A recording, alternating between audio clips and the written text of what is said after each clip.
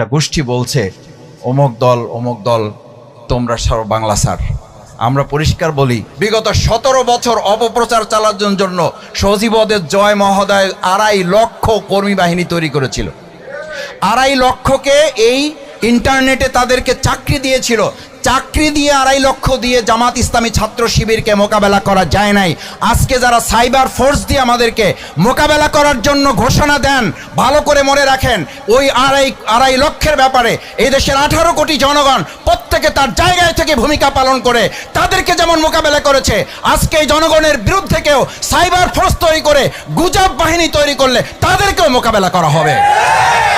আমরা শুধু এতটুকু বলবো, আমরা দিল্লির সাথে ঢাকা, দিল্লির সাথে পিন্ডি, পাকিস্তানের কথা বলি।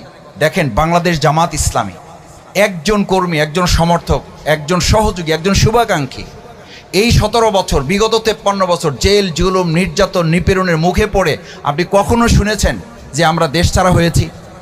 বরং দেশের বাইরে ছিল আমাদের মীর কাসেম আলী মিন্টু ভাই। মৃত্যু নিশ্চিত জেনেও তাকে জানানো হয়েছে যে আপনি আসলে গ্রেপ্তার করা হবে, ফাঁসিতে ঝোলানো হবে। এটা জানার পরও তিনি দেশে এসেছেন এবং বলেছেন, এই দেশ আমার, যদি প্রয়োজন হয় আল্লাহর জন্য, আল্লাহর দিনের জন্য, এই দেশের জন্য আমি জীবন বাজিয়ে রাখবো, এই দেশেই আমার মৃত্যু হবে, এই দেশ থেকে আমাকে কেউ বিতাড়িত করতে পারবে না।